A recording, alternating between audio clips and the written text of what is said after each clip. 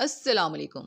سورۃ الزمر کی آج میں آپ کو وہ آیت بتاؤں گی جس میں اللہ تعالیٰ نے ہمیں تسلی دی ہے کہ پیچھے جو بھی ہم نے یا کسی نے جتنے بڑے بڑے گناہ کیے ہیں وہ آج ہی اگر توبہ کر لے، صرف سچے دل سے کہے یا اللہ مجھے معاف کر دے، تو اس کے پچھلے سارے گناہ معاف ہو جاتے ہیں۔ گنہگار ہونے کے باوجود اللہ نے جب گنہگاروں کو مخاطب کیا تو اے میرے بندوں کا کہہ کر، نافرمان بچے کو تو ماں بھی کہتی ہے میں تمہاری ماں نہیں ہوں، لیکن اللہ اپنے گنہگار بندوں کو بھی اپنا کہہ رہے ہیں۔ تو پلیز وقت ضائع کیے بغیر اللہ کے سامنے سچے دل سے توبہ کریں، پتہ نہیں موت کب آ جائے۔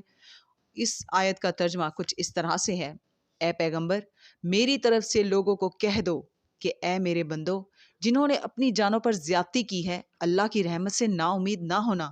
اللہ تو سب گناہوں کو بخش دیتا ہے، بے شک وہی تو ہے بڑا بخشنے والا، بڑا مہربان۔ آج کا سبق شروع کرتے ہیں۔ پناہ مانگتی ہوں اللہ کی شیطان مردود سے۔ شروع اللہ کا نام لے کر جو بڑا مہربان نہایت رحم والا ہے۔ اور جو لوگ کفر میں جلدی کرتے ہیں ان کی وجہ سے غمگین نہ ہونا، یہ اللہ کا کچھ نقصان نہیں کر سکتے۔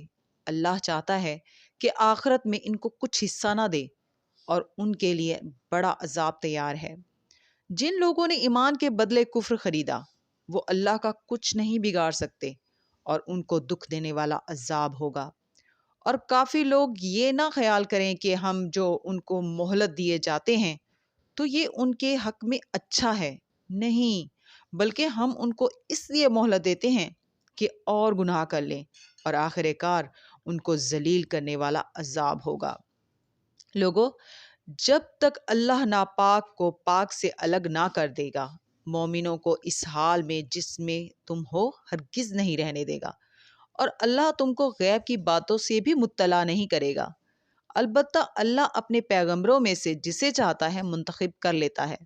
سو تم اللہ پر اور اس کے رسولوں پر ایمان رکھو، اور اگر ایمان پر قائم رہو گے اور پرہیزگاری کرو گے تو تم کو اجر عظیم ملے گا۔ جو لوگ مال میں جو اللہ نے اپنے فضل سے ان کو عطا فرمایا ہے بخل کرتے ہیں، وہ اس بخل کو اپنے حق میں اچھا نہ سمجھیں۔ وہ اچھا نہیں بلکہ ان کے لیے برا ہے۔ وہ جس مال میں بخل کرتے ہیں قیامت کے دن اس کا طوق بنا کر ان کی گردنوں میں ڈالا جائے گا، اور آسمانوں اور زمین کا وارث اللہ ہی ہے، اور جو عمل تم کرتے ہو اللہ کو معلوم ہے۔ صدق اللہ العظیم۔ کل انشاءاللہ پھر ملیں گے۔ اللہ حافظ۔